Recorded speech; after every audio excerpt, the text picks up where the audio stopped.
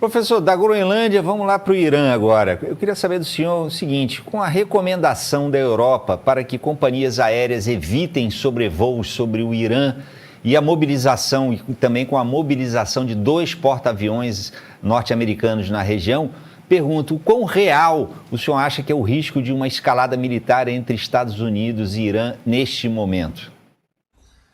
Olha, é real.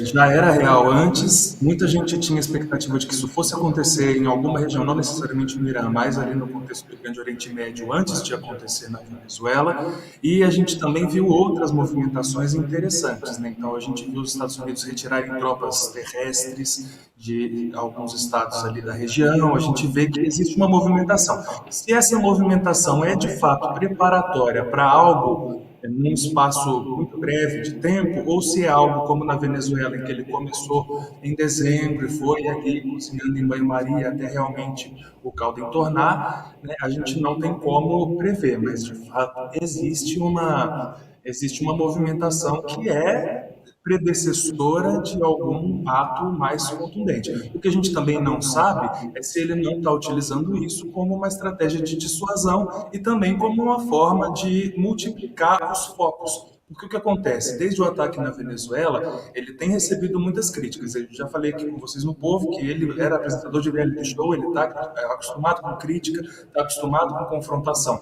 E também está acostumado, como uma estratégia do próprio governo dele, isso desde o primeiro mandato, a utilizar a distração como uma arma política. Então, se ele faz alguma coisa que gera um rechaço muito grande, que gera uma rejeição muito grande dentro dos Estados Unidos, logo ele trata de desviar o foco para outro âmbito de atuação que também seja popular ali dentro do eleitorado dele, para ele conseguir buscar um retorno positivo do público e também com olhos já, né, nas eleições em novembro que vão acontecer lá nos Estados Unidos. Então, resumidamente, não sabemos quando. Essa movimentação ela pode sim ser indicativa de que algo vai acontecer em breve, mas não necessariamente algo que vai acontecer, por exemplo, amanhã. Espero que não aconteça amanhã, mas esteja enganado. E também espero que não aconteça, porque o Irã Tomara. também já tem um contexto interno muito complexo, né?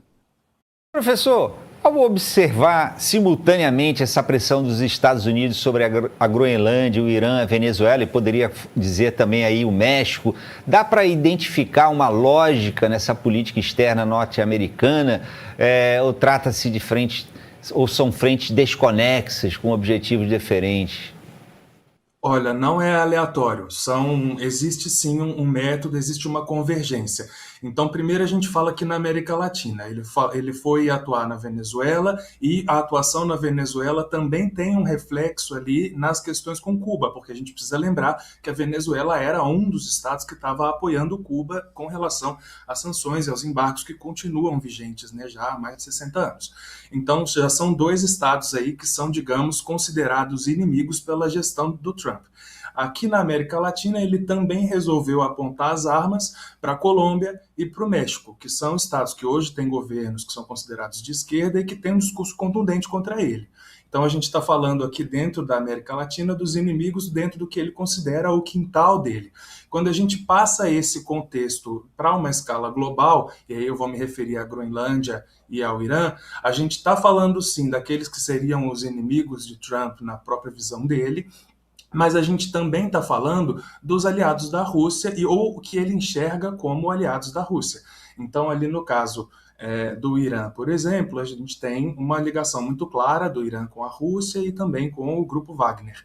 E no caso da Groenlândia, a gente vai se referir a uma estratégia militar no Círculo Polar Ártico, onde os Estados Unidos não têm, na verdade, muito domínio ali sobre os territórios que estão na região mais setentrional do mundo, né, mais ao norte do mundo. Então a gente tem, na verdade, um desejo do Donald Trump de ter o controle da Groenlândia, porque isso vai facilitar a navegação e a instalação de bases militares ali naquele território, e isso vai gerar para ele mesmo uma sensação de segurança dentro dessa ótica de que pode haver aí, né, um estopim de uma nova guerra em breve, e na qual os Estados Unidos estaria contraposto à Rússia. E aí, se a gente for de fato analisar o mapa, né, a Rússia tem realmente um domínio territorial muito forte ali no Círculo Ártico.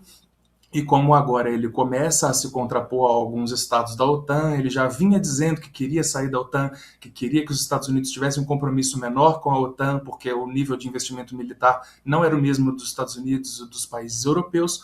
Então agora parece que ele está realmente começando a trazer esse assunto mais para a superfície, e pode ser sim que a gente veja alguma atitude mais drástica num período bem em breve, mas acredito que o foco militar dele, por enquanto, ainda não seja a Groenlândia. Ele ainda está na fase de fazer pressões, de querer utilizar a diplomacia, alguma estratégia que ele não tem utilizado na Venezuela, até mesmo para criar essa imagem de que ele não vai sempre às últimas consequências, que ele talvez teria, sim, um lado mais razoável ali para expressar. Muito bem. Professor Celso Santos, muito obrigado. Prazer falar com o senhor aqui. Muito obrigado pelo seu tempo, pela sua atenção. Uma boa noite, um ótimo fim de semana e até uma próxima oportunidade. Obrigado, a gente se vê.